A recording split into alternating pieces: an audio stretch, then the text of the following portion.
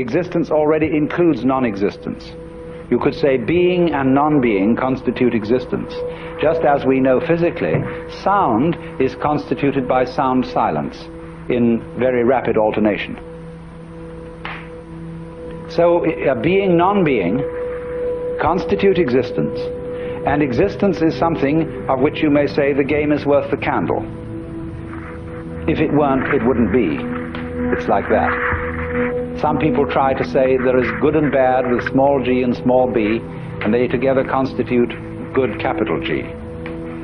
Or one might say that humanity is, and the good of humanity, is a curious combination of beneficence and rascality, of reason and passion. And if human beings didn't have those two sides, they would be less than human. Man is in a certain sense redeemed by his passions, redeemed by being something of a rascal. Because if he weren't, he would be like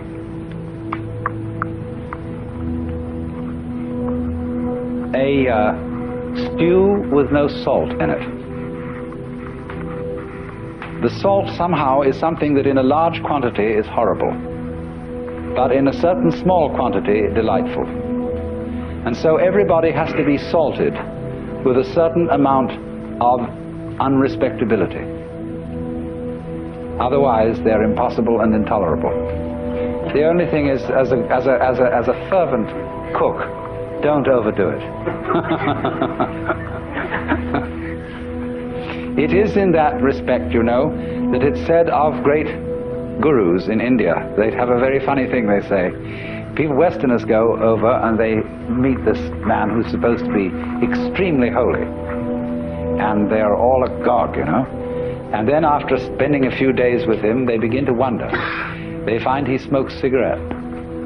They find that he occasionally loses his temper. And they begin to think, well, is this man so holy after all? I mean, he surely should not be dependent on these little habits and luxuries and so on. And then they find he has a girlfriend. And then they leave because they're so scandalized. Well, then the Hindus say, now you shouldn't get so upset about this, because if this man didn't have a few little vices, he would cease to manifest. He would simply disappear. He has to have these things to keep him grounded, to keep him in the world. Or if suddenly, you know, he gets terribly angry with a certain student and seems to lose his temper, they say, oh, no, that's a tactical anger. That he did on purpose to wake you up to something. It was for your own development and for your own good. He didn't really feel angry at all. Oh dear. But do you see the point? There is something in the fact that if he didn't have these little attachments, he wouldn't be manifesting. He'd simply disappear. There's something in that, only don't take it too piously. I think you get the point. So then, we now have to explore a very important aspect of the Joker as equivalent to Gurdjieff's sly man. You see, he points out the four ways: the monk, the fakir, the yogi, and the sly man. And all the first three ways are ways of great difficulty. They involve a very, very strenuous discipline. And of course, as we get it through the books about Gurdjieff, the way of the sly man involves a discipline too.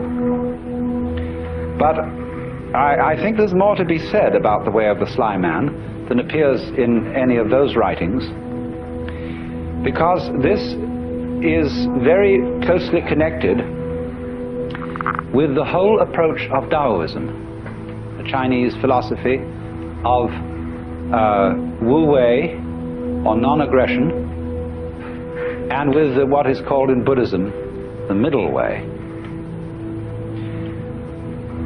When the Buddha first discussed the middle way, he put it like this. He said, To try and solve the problem of suffering by immersing yourself in pleasure only leads to a hangover. To try and solve the problem by asceticism also brings no liberation. You merely get tied up in a kind of masochism where you say, I know I'm right just so long as I'm hurting. And all that is doing is expiating your kind of infantile guilt sense. So he said there is a middle way between asceticism on the one hand and hedonism on the other. But actually, the middle way is more subtle than that, and it's beautifully discussed in Professor Baum, a book called The Philosophy of Buddha. That's B-A-H-M, Professor of Philosophy at the University of New Mexico.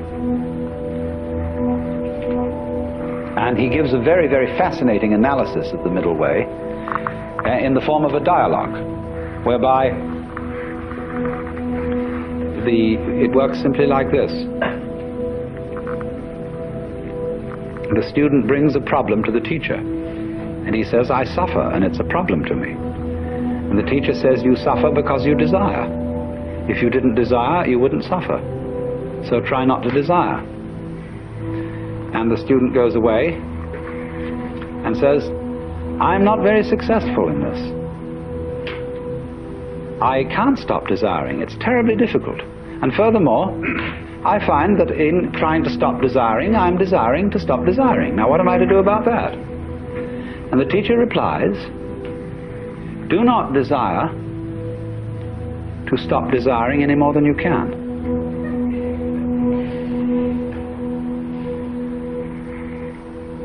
And so the student goes away and practices that.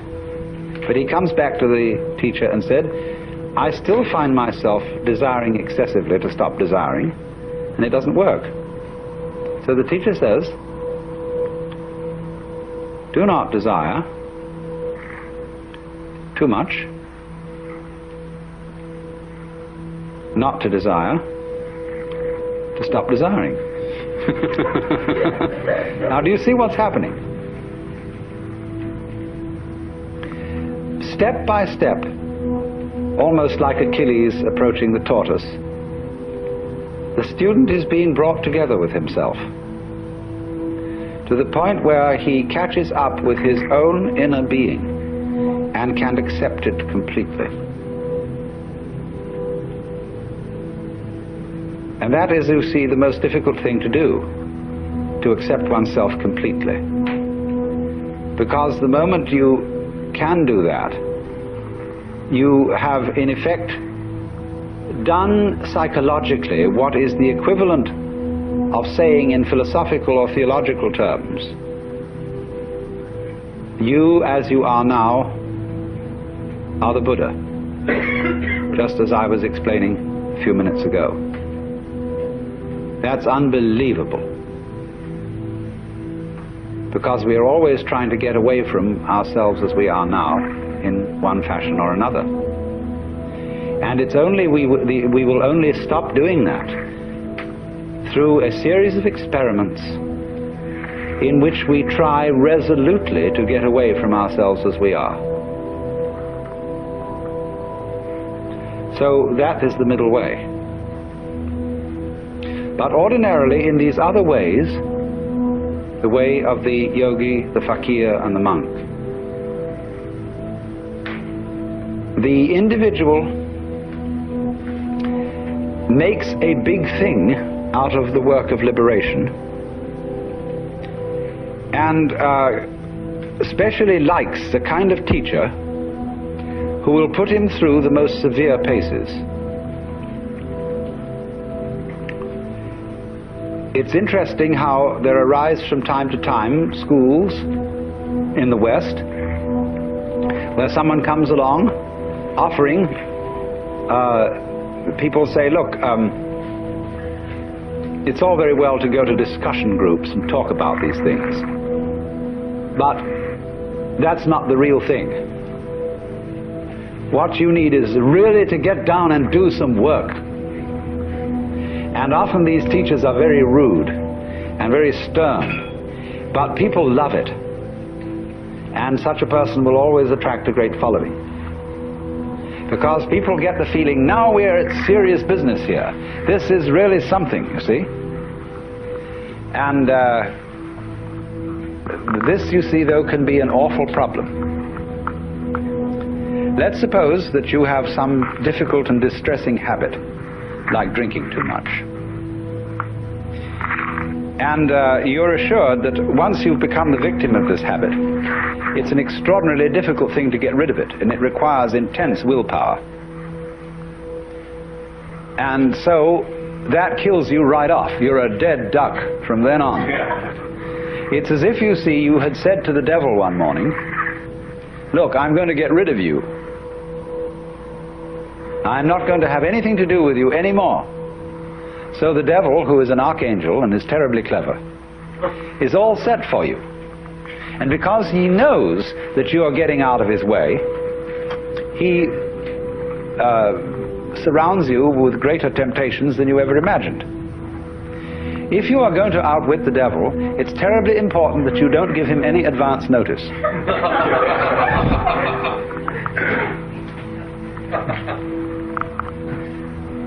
And this is where the work of the sly man comes in.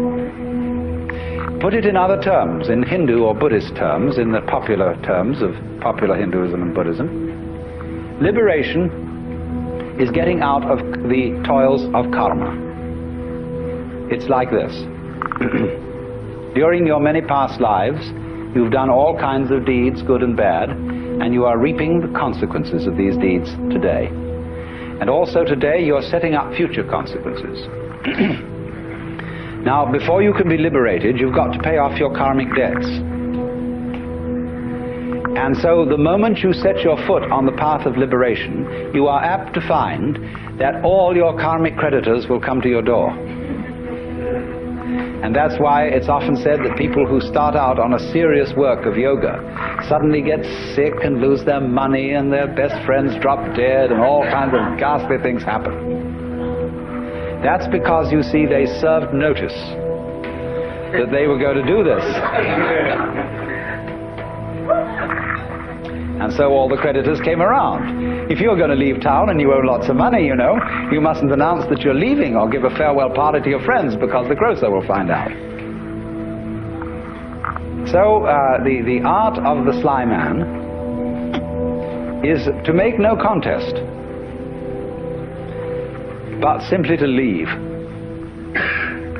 without one word.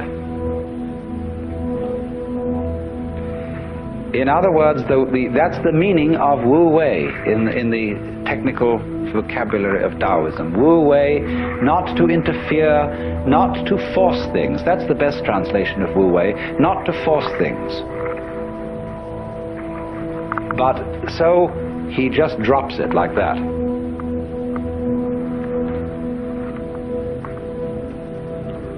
But you're in this respect, you see, you're your own worst enemy. Because even if you serve notice privately on yourself that suddenly you're going to drop it all,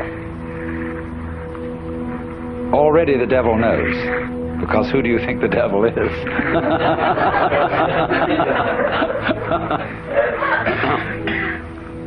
Now this lies behind the whole problem that is discussed in the book Zen in the Art of Archery. The necessity of letting go of the bowstring without first deciding to do so. Another way of putting it is that the decision to release the bowstring and the action of doing so must be simultaneous. Not to decide and then act, but to act, decide all at once. Now, why is this? If you are going to be an expert archer, you must shoot before you think, otherwise it'll be too late. You don't aim and then shoot. It's all one action.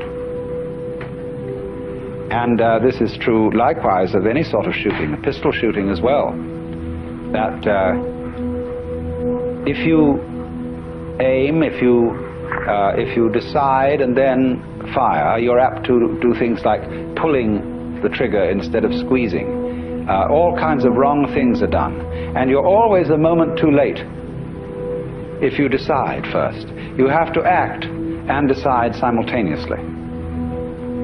So what does that do? You see, that puts up a very curious problem, which in its own turn becomes a bind. To try and act quickly enough so that you overtake the preliminary decision. To try not to decide first. And that is an impossible problem.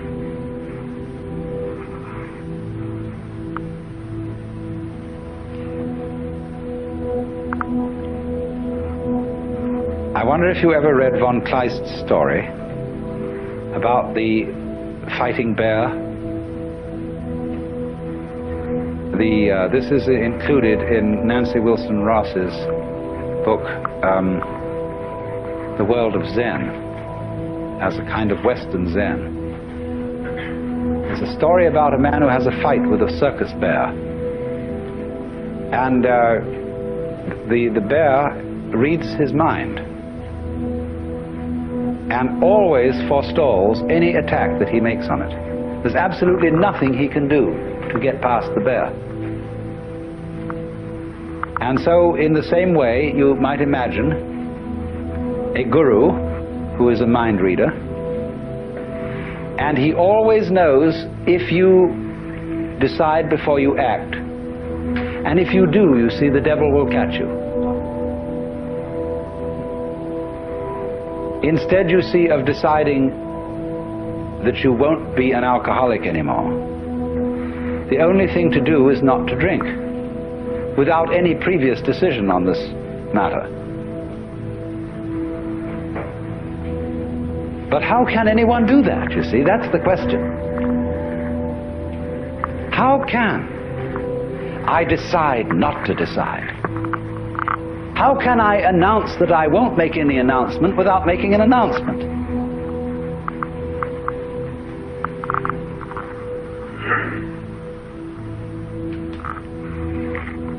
You see, there is no way out of that bind. Try as you may, you go on and on and on, trying, as Herigel did, to release the bowstring without thinking first to release it. But then, strangely enough, one day the thing happened.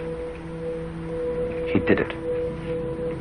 And this is involved in our learning of almost all techniques.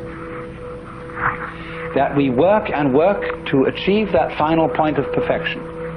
And it doesn't come, and then one day it happens.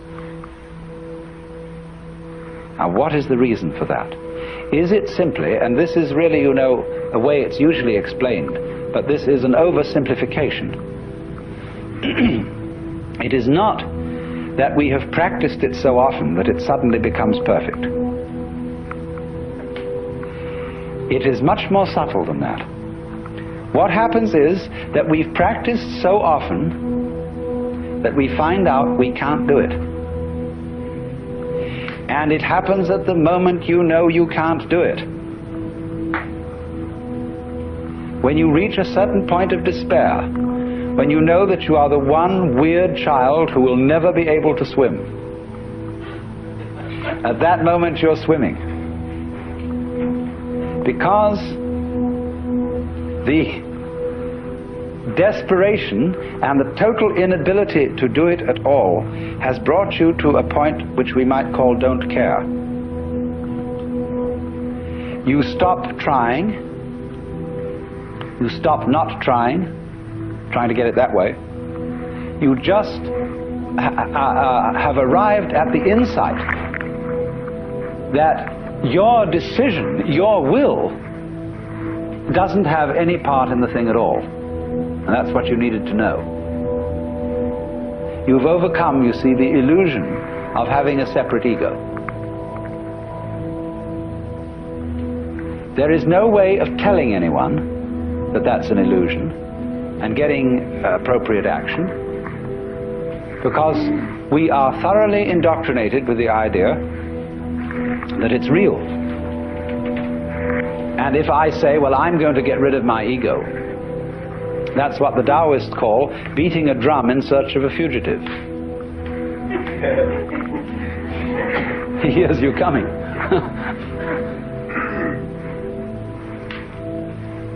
So the ego, that is to say, the illusion of having a separate will and a separate I center that can be an effective agent, that cannot be overcome by a decision which seems to be centered in the ego. You might as well put out fire with fire. It can come only when an attempt to act from the ego center has been revealed to be completely futile. Then the thing happens, because you've really discovered that it was after all an illusion. Now be very careful how you formulate this sort of thing philosophically. This could of course correspond to the kind of person who feels unafraid and who feels very free because he's a complete fatalist. A lot of people are, and are very happy in their fatalism.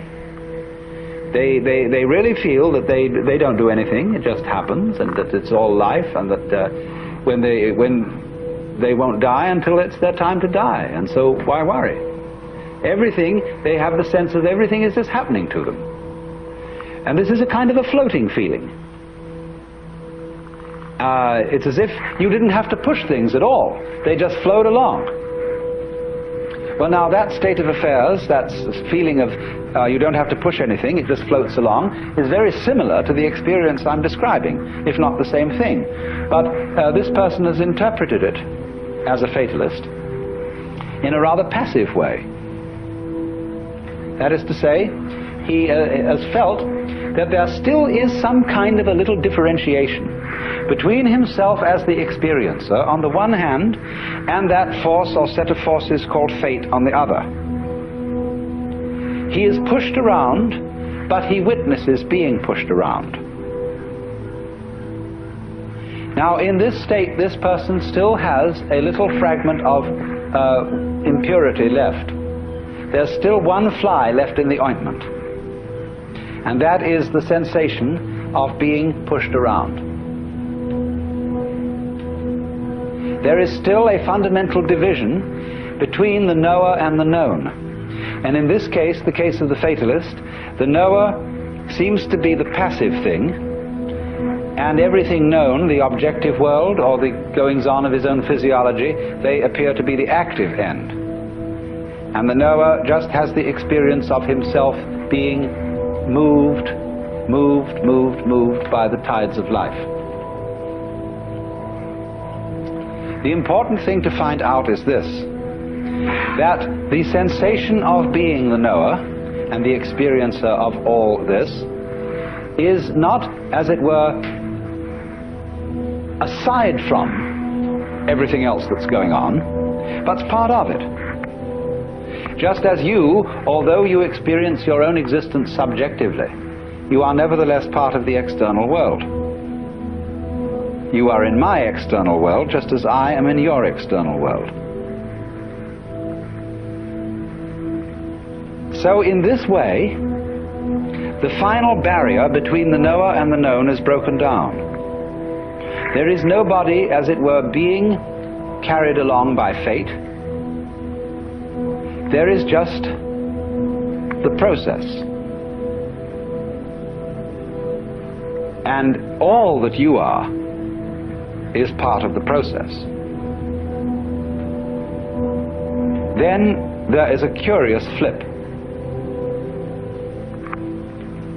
The individual who has always felt himself to be the tiny little thing on the end of the big determining process suddenly goes bloop. Have you watched sometimes a tiny little piece of mercury coming nearer and nearer to a large piece of mercury. The sudden moment when they touch each other and boom, the little thing vanishes into the big one, almost more dramatically than a drop into the ocean. In this case that I'm talking about, it isn't that the individual organism vanishes, the individual human being doesn't vanish, but he experiences no longer a passive relationship to the world,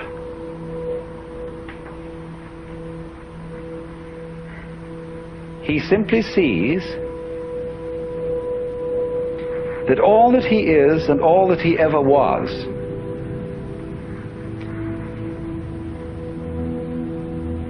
something that the entire process was doing.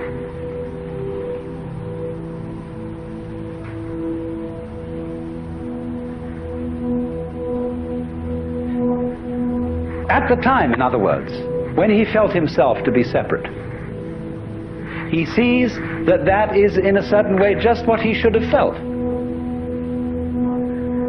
because that was what the process was doing in him, in exactly the same way that it was giving him brown or blue eyes or blonde or brunette hair.